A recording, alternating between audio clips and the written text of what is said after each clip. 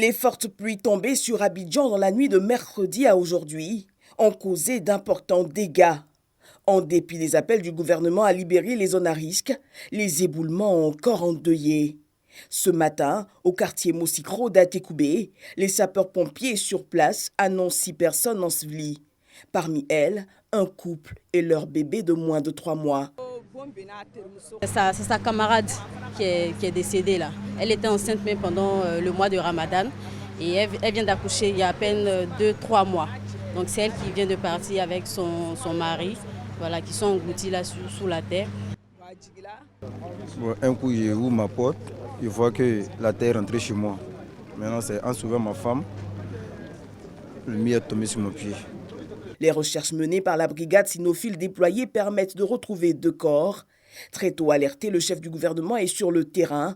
Patrick Hachi exprime la compassion du gouvernement. Nous avons été informés ce matin de ce que cette pluie avait causé, des pertes en vie humaine, des blessés et d'importants dégâts.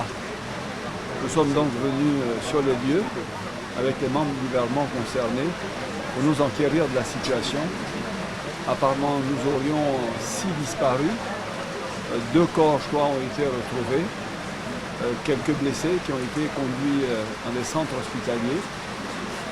Mais ce que nous souhaiterions en premier dire, c'est de transmettre, n'est-ce pas, aux populations, de la part de son Excellence, Monsieur le Président de la République, toutes nos condoléances pour les familles endeuillées, tous nos sentiments de compassion pour les blessés, nos encouragements. Nous allons bien sûr suivre les soins qui leur sont donnés pour qu'ils reviennent en état normal.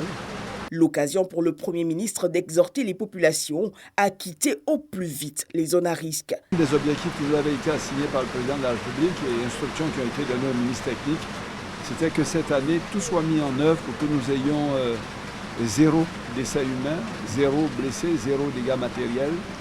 Et pour cela, les ministres en charge ont identifié 54 sites sensibles qui concernent les communes d'Anyama, d'Abobo, d'Adjamé, d'Atekoubé, de Bingerville, de Cocody, de Port-Boué et de Pougon.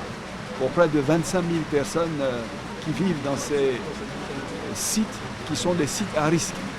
2,5 milliards de francs CFA ont été dégagés pour détruire ces sites, pour déplacer ces populations et des actions ont été entreprises. Donc c'est le moment véritablement, au nom du gouvernement, de lancer un appel aux populations pour leur dire que c'est fait dans leur intérêt et qu'il faille véritablement suivre les instructions qui leur sont données pour quitter ces lieux qui sont des lieux à haut risque. La Sodexam, qui lance la vigilance orange, indique que les pluies faibles et modérées seront encore enregistrées au cours de la matinée.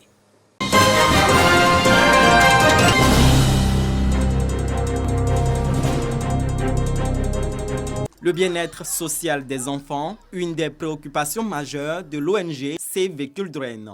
Cette organisation, à travers sa stratégie de protection de l'enfant depuis 30 ans, lutte contre les abus, la négligence et la violence faites aux enfants. À l'occasion de la journée de l'enfant célébrée le 16 juin de chaque année, les responsables de l'ONG Save Children marquent un temps d'arrêt pour faire le bilan du chemin parcouru. Nous avons tendance à croire que frapper un enfant, c'est ça qui règle les problèmes. Parce que l'enfant ne réfléchit pas, il faut seulement le frapper. En réalité, ce n'est pas vrai. Il y a des études. Tout ce que nous proposons aujourd'hui est basé sur des études. Et c'est documenté. Et ce sont des solutions que nous avons mises en place dans d'autres pays qui ont fonctionné. Qui montrent qu'on peut parler à un enfant, on peut éduquer un enfant autrement. L'enfant sait écouter. Les organisateurs mobilisent les acteurs de la protection de l'enfant à s'imprégner davantage de la lutte. D'où la présence de la tutelle. Le ministère a beaucoup à faire. Il y a un plan national qui a été élaboré.